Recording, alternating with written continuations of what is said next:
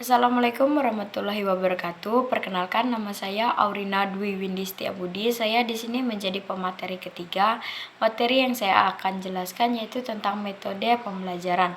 Yang pertama ada metode ceramah. Metode ceramah sejak dulu dipergunakan sebagai alat komunikasi lisan antara guru dan peserta didiknya dalam interaksi eduktif. Metode ini banyak menuntun keaktifan guru daripada peserta didiknya, tetapi tidak bisa ditinggalkan begitu saja dalam pembelajaran. Keberhasilan metode ini harus didukung alat pembantu lainnya seperti foto, video, film, barang tiruan, dan lain sebagainya. Nah, yang kedua yaitu debat. Debat adalah pembahasan dan pertukaran pendapat mengenai suatu hal dengan saling memberikan alasan untuk mempertahankan pendapat atau argumen masing-masing. Nah, dengan adanya debat, yaitu untuk melatih mental dan keberanian anak, melatih sikap dan dapat berpikir kritis. Nah, di sini guru membagi dua kelompok peserta debat, satu kelompok pro dan satu kelompok kontra. Guru memberikan tugas untuk membaca materi yang akan didebatkan oleh kedua kelompok di atas. Lalu setelah selesai membaca materi, guru menunjuk salah satu anggotanya kelompok pro untuk berbicara saat itu ditanggapi atau dibahas oleh kelompok kontra. Demikian seterusnya sebagaimana besar peserta didik bisa mengemukakan pendapatnya.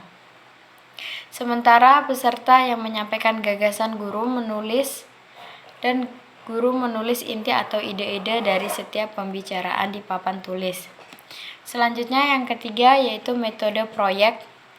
Metode proyek atau unit ialah cara penyajian pembelajaran yang bertitik tolak dari satu masalah kemudian dibahas dari berbagai segi yang berhubungan sehingga memecahkan secara keseluruhan dan bermakna. Metode proyek adalah suatu cara mengajar yang memberikan kesempatan peserta didik menggunakan unit-unit kehidupan sehari-hari sebagai bahan pembelajaran. Metode proyek bertujuan agar peserta didik tertarik untuk belajar. Pembelajaran melalui metode proyek dilakukan dengan cara menghubungkan sebanyak mungkin dengan pengetahuan yang telah diperoleh peserta didik. Prinsip metode proyek adalah membahas satu unit bahan pembelajaran ditinjau dari mata pelajaran lainnya.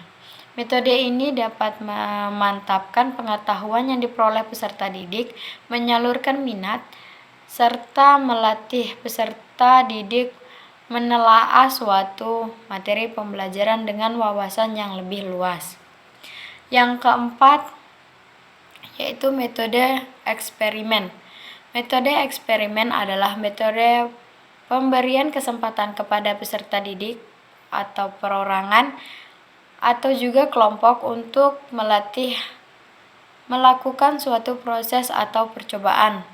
Dengan metode ini, peserta didik diharapkan sepenuhnya terlibat merencanakan eksperimen, melakukan eksperimen, menemukan fakta, mengumpulkan data, mengendalikan variabel, dan memecahkan masalah yang dihadapi secara nyata. Dalam metode eksperimen diharapkan peserta didik tidak menelan begitu saja sejumlah fakta yang ditemukan dalam percobaan yang dilakukan. Dengan metode ini sekaligus dapat dikembangkan berbagai keterampilan sebagaimana telah disebutkan. Metode eksperimen adalah metode yang memberikan kesempatan kepada peserta didik, baik perorangan ataupun kelompok, untuk melatih melakukan suatu proses atau percobaan. Selanjutnya, yang kelima yaitu metode pemberian tugas atau resitasi. Nah, pemberian tugas dengan arti guru menyuruh peserta didik, misalnya membaca, tetapi dengan menambahkan tugas-tugas seperti mencari dan membaca buku-buku lainnya sebagai perbandingan, atau disuruh mengamati orang atau masyarakat setelah membaca buku ini. Dengan demikian, pemberian tugas adalah suatu pembelajaran yang harus peserta didik selesaikan tanpa terkait dengan tempat. Pemberian tugas biasanya dilakukan dengan resitasi. Resitasi adalah suatu persoalan yang bergayut dengan masalah pelaporan peserta serta mereka selesai mengerjakan suatu tugas. Yang keenam yaitu metode diskusi. Nah, diskusi adalah memberikan alternatif jawaban untuk membantu berbagai problem kehidupan. Dengan catatan, persoalan yang akan didiskusikan harus dikuasai secara mendalam. Diskusi terasa kaku bila persoalan yang akan didiskusikan tidak dikuasai dalam diskusi. Guru menyuruh peserta didik memahami jawaban yang tepat dari banyak kemungkinan alternatif jawaban. Dan yang ketujuh yaitu metode bermain peran. Metode bermain peran ialah suatu cara penguasaan bahan pembelajaran melalui perkembangan dan penghayatan peserta didik. Pengembangan imajinasi dan penghayatan dilakukan oleh peserta didik dengan memerankannya sebagai tokoh hidup atau benda mati. Dengan kegiatan memerankan ini akan membuat peserta didik lebih meresapi memperolehannya.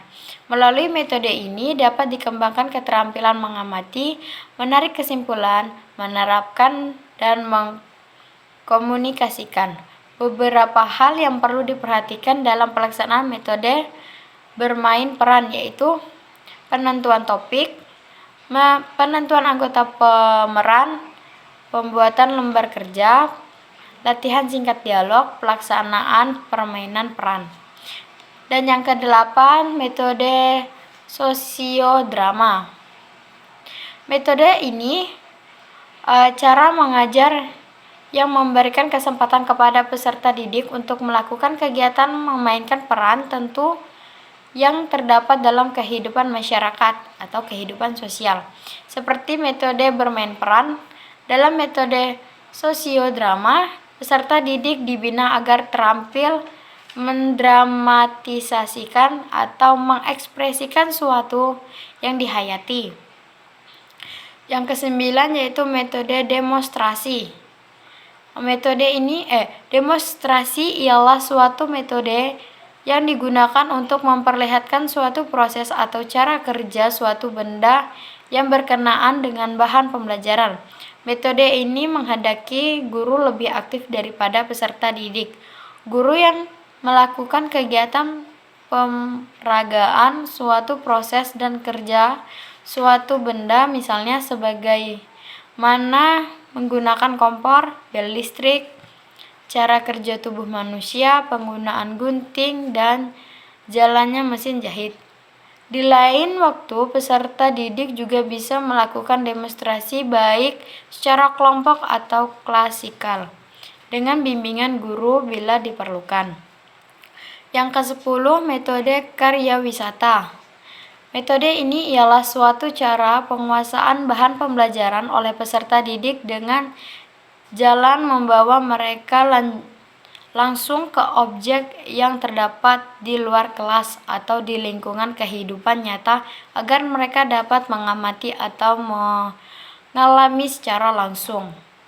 Yang ke-11, metode tanya jawab. Metode ini ialah suatu cara penyajian bahan pembelajaran melalui bentuk pertanyaan yang perlu dijawab oleh peserta didik.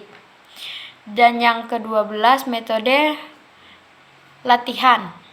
Metode latihan disebut juga metode training, yaitu suatu cara mengajar untuk menanamkan kebiasaan-kebiasaan tertentu, juga sebagai sarana untuk memelihara kebiasaan-kebiasaan yang baik. Selain itu, metode ini dapat digunakan untuk memperoleh suatu ketangkasan, ketetapan, kesempatan, dan keterampilan. Dan yang terakhir, yang ke-13, yaitu metode bercerita. Metode ini adalah suatu cara mengajar dengan bercerita. Pada hakikatnya, metode ini sama dengan metode ceramah, karena informasi disampaikan melalui penuturan atau penjelasan lisan dari seorang kepada orang lain. Dalam metode bercerita, baik guru ataupun peserta didik dapat berperan sebagai penutur. Guru dapat menugaskan salah seorang atau beberapa orang peserta didik untuk menceritakan suatu proses atau topik. Salah satu metode bercerita adalah membaca cerita. Mungkin ini yang bisa saya sampaikan, kurang lebihnya saya mohon maaf. Terima kasih.